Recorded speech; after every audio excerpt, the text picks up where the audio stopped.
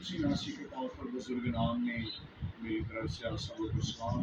खुदा का शुक्र, उसके नाम की तारीफ करते हैं, उसके बुजुर्ग नाम का मुबारक कहते हैं जो बारहा अपने कलाम के वसीला से अपने लोगों को नसीहत और तंबीह करता, ताकि हमारे बदनों से खुदावन का जलाल ज़ाहिर हो सके और हम खुदावन के कद के अंदाज़ा के मुआफ़िक तक पहुँच कर अपने बदनों से अपने खुदावन अपने खुदा के नाम को इज़्ज़त और जलाल दे सकें। और मैं खुदा के पाक कलाम का एक बहुत ही मशहूर वाक़या आज आपके सामने बयान करूँगा। देखिएगा मेरे साथ खुदा के पाक कलाम में दूसरा सलातीन उसका 5वां बाब और उसकी पहली चंद आयात के अंदर यूँ मरकूम है, और शाही आराम के लश्कर का सरदार नमान अपने आका के नज़दीक मोजिज़ और मुकर्रम शख्स था, क्योंकि खुदावन ने उसके वसीला से आराम को फतह बख्शी थी। वो ज़बरदस्त सूरमा भी था लेकिन कोड़ी था, और आरामी दिल बांध कर निकले थे और इसराइल के मुल्क में से एक छोटी लड़की को असीर करके ले आए थे, और वो नमान की बीवी की खिदमत करती थी। उसने अपनी बीवी से कहा, काश मेरा आका उस नबी के यहाँ होता जो सामरिया में है, तो उसे उसके कोड़ से शिफा देता। खुदा उनके पाक कलाम के पढ़े और सुने जाने पर खुदा की बरकत हो। मेरे अजीज बहन और भाइयों, खुदा उनके कलाम का हिस्सा जो आज आपके सामने पढ़ा गया, सलातीन जिसे सल्तनत की जमा कहा जाता है, इस किताब के अंदर हमें इसराइल के और यहूदा के सामरिया के बहुत सारे बादशाहों के बारे में हमें उनकी हिस्ट्री यहाँ पर इस किताब के अंदर मिलती नज़र आती है। और यहाँ पर एक ऐसे शख्स का जिक्र मिलता है जिसका नाम नुमान है, और नुमान शाही आराम के लश्कर का सरदार है, और खुदा ने इसके वसीला से शाही आराम को जो है वो फतह बख्शी है। लेकिन फतह बख्शने के बावजूद इससे एक ऐसा मर्ज लाहक था जिससे कोढ़ की बीमारी कहा जाता है। और बाइबल मुकद्दस के अंदर पुराने अहदनामे के अंदर ऐसे लोगों के बारे में खुदावंद ने बुजुर्ग मूसा बिन अमरान की मार्फत बनी इस्राइल को हुक्म दिया कि अगर किसी को ऐसा ऐसा रोग लग जाता तो उसे उसके खैमों से उसे उसके घर से निकाल दिया जाता था, और वो भाई खुले आसमान के तले जंगलों के अंदर उसे भेज दिया जाता, और जब तक वो इस मर्ज से इस रोग से वो शिफा ना पाता, वो बाहर अपने घरों से बाहर जंगलात के अंदर वो रहता, और कोढ़ की अलामत जिसे होती, जिससे ये मर्ज लग जाता, उसके लिए 3 निशानियाँ थी। पहली बात बाइबल के अंदर लिखा हुआ है कि उसके बाल बिखरे हुए होते थे, दूसरी बात उसके होंठ ढांपे होते, और तीसरी बात उसके कपड़े फटे होते थे। और जब कोई दूर से कोई इंसान इसके करीब आता और उसे देखकर अपने मुंह से अपने लबों से एक आवाज़ को बुलंद करता, और वो आवाज़ ये थी जो लोगों को मुतवज्जो करती और आगाह करती कि मेरे नज़दीक ना आना, क्योंकि मैं एक ऐसे मर्ज के अंदर मुब्तला हूँ जिसे छूने से यह मर्ज तुम्हें भी लग सकता है, मेरे करीब आने से तुम इस बीमारी के अंदर मुब्तला हो सकते हो। और वो अपने लबों से इस बात को कहता कि मैं नापाक हूँ, मैं नापाक हूँ, मैं नापाक हूँ। और दूसरे लोग जो इसकी तरफ आ रहे होते थे उन्हें पता चल जाता था कि ये इस मर्ज के अंदर मुब्तला है। ये एक लश्कर का सरदार, कमांडर है, पूरी कमांड को संभालने वाला, और जब ये हुक्म देता है फौजी इसके हुक्म से चलते, और जब ये हुक्म देता है तो वो रुक जाते हैं। लेकिन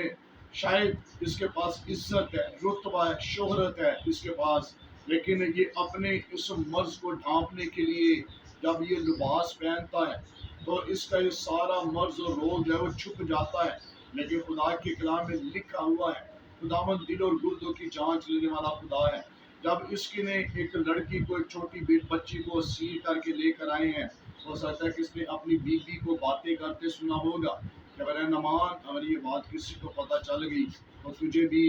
उन लोगों की तरह तुझे भी जंगलात के अंदर जाना पड़ेगा, तुझे भी अपने कपड़ों को उतारना पड़ेगा, तुझे भी अपने होंठों को ढांपना पड़ेगा, तुझे भी अपने लबों से इकरार करना पड़ेगा कि तू नापाक है। लेकिन ये सारा कुछ उस बच्ची ने सुना, और जब इसने सुना है तो उसने अपनी बीवी को मशवरा दिया। कहने का मतलब ये है कि शायद इसका लिबास जो है اس کے اس روگ کو، اس کے اس مرض کو، اس کے اس کوڑ کو، اسے جو ہے ڈھانپے ہوئے ہے، چھپائے ہوئے ہے، اور جب یہ نکلتا ہے لوگ اس کی عزت کرتے، لوگ اس سے پیار کرتے، لوگ اس کا احترام کرتے، لیکن ایسی بیماری کے اندر مبتلا ہونے کے باوجود بھی اس نے اس لبادے نے اس کے اس مرض کو ڈھانپا ہوا ہے۔ اور آج میں اس بات کو آج آپ کے سامنے بیان کروں گا کہ شاید یہ بیماری کا علاج اس ٹائم تک ہوتا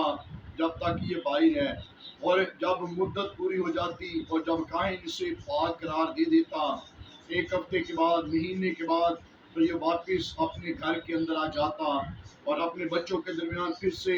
جو ہے وہ اپنی زندگی کو بسر کرنا شروع کر دیتا ہے۔ لیکن خدا کے پاک کلام میں سے آج ہم دیکھیں گے کہ آج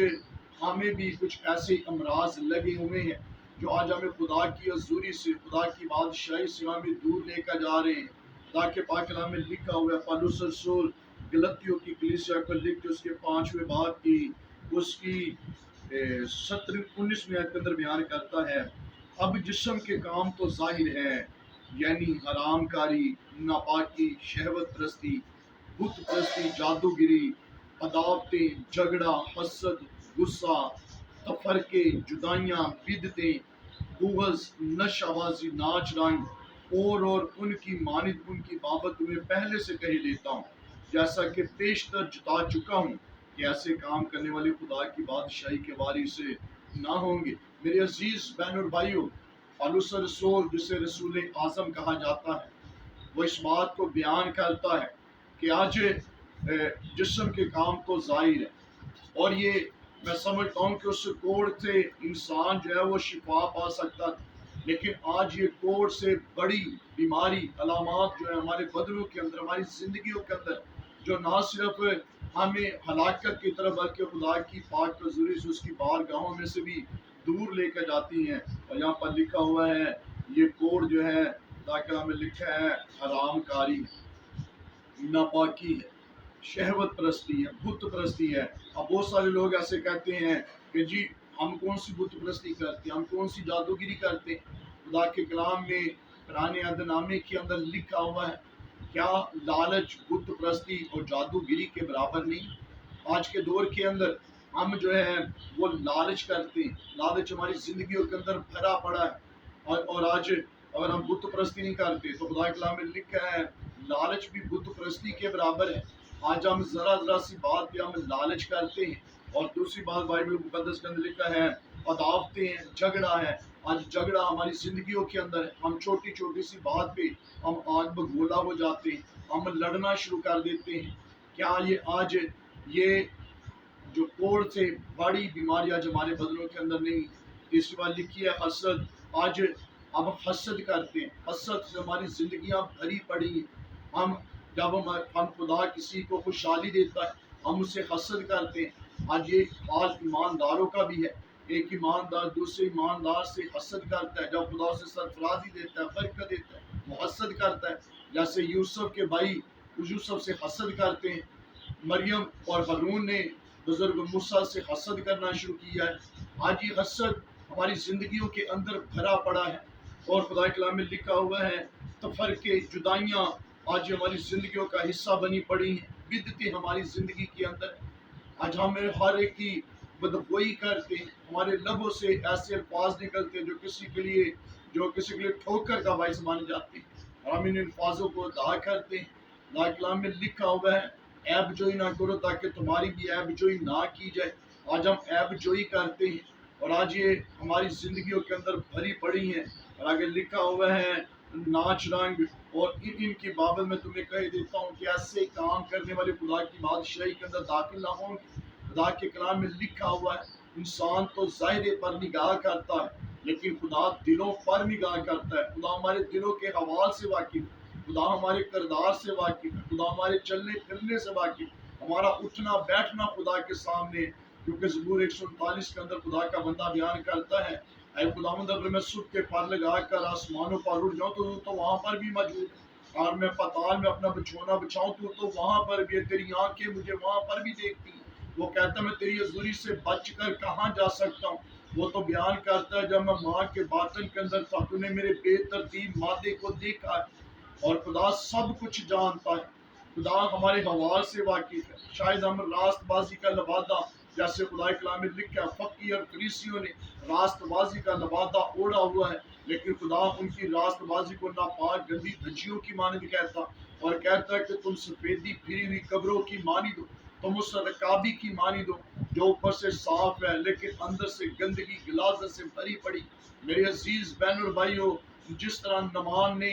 اپنے کوڑ کو اپنے لبادے سے، اپنے لباس سے ڈھانپا ہوا ہے اور کسی کو علم و ساس نہیں ہے، شاید وہ لوگوں سے تو چھپا سکتا ہے لیکن خدا دیکھتا ہے۔ شاید اگر آج ہم بھی لوگوں سے اس ان باتوں کو چھپاتے ہیں لیکن خدا ہماری زندگیوں کے اندر دیکھتا، خدا جانتا ہے، کیونکہ لکھا تو میرے خواب گاہ کی چھان بین کرتا ہے۔ تو آج ضرورت اس بات کی کہ یہ کوڑ کی بیماری جو آج ہمارے بدنوں کے اندر لگی ہوئی ہے، جو حرام کاری ہے، ناپاکی ہے، شہوت پرستی ہے، بت پرستی، جادو گیری، بغض، لالچ، حسد، تفرقے، جدائیاں، بدعتیں آج ہماری زندگیوں کے اندر بڑی پڑی ہیں۔ آج ضرورت ہے کہ ہم انہیں چھوڑیں، اور یہ تب ہی ممکن ہے۔ اس بیماری کا علاج خدا کے کلام میں لکھا ہے یسوع مسیح کے خون کے اندر ہے، کیونکہ لکھا ہوا ہے اس کے بیٹے یسوع مسیح کے لہو کے اندر یہ قدرت، یہ طاقت ہے کہ وہ ناسوروں کو بھی دھو کر پاک و صاف کر سکتا ہے۔ اور آج آپ چاہتے ہیں کہ یہ مرض جو آج ہمارے بدنوں کے اندر ہے، جو ہمیں خدا کی بادشاہی سے دور لے کر جا رہا ہے، آئیے میرے عزیز بہن اور بھائیوں، آج بشام آپ کو دعوت دیتا ہوں، آئیے یسوع مسیح کے لہو کے نیچے آ جائیے، اپنے گناہوں کا اقرار کیجیے، کیونکہ لکھا ہے جو اپنے گناہوں کا اقرار کرتا ہے اس پر خدا کا فضل ہو جاتا ہے۔ اور آج ہم اپنے گناہوں کا اقرار کریں گے اور ان ساری باتوں کو مانیں گے جو آج ہماری زندگیوں کے اندر ہے، تو خدا ہم پر فضل کرے گا، خدا ہم پر رحم کرے گا، اور خدا ہمیں اٹھائے گا، اور ہمارے بدنوں سے خدا کا جلال ظاہر ہوگا، اور خدا کا بیٹا یسوع ناصری ہماری زندگیوں کے اندر سکونت کرے گا، اور ہم خدا ان کی حضوری میں اس کی قربت میں بڑھیں گے، اور آسمان کی بادشاہی کے اندر وہ جگہ جو خدا نے خود میرے اور آپ کے لیے تیار کی ہے، ہم اس جگہ میں جائیں گے اور خدا ان کو روبرو اپنی آنکھوں سے دیکھیں گے۔ خدا آپ کو برکت دے اور اپنے کلام پر عمل کرنے کا فضل و توفیق عطا فرمائے۔ آمین۔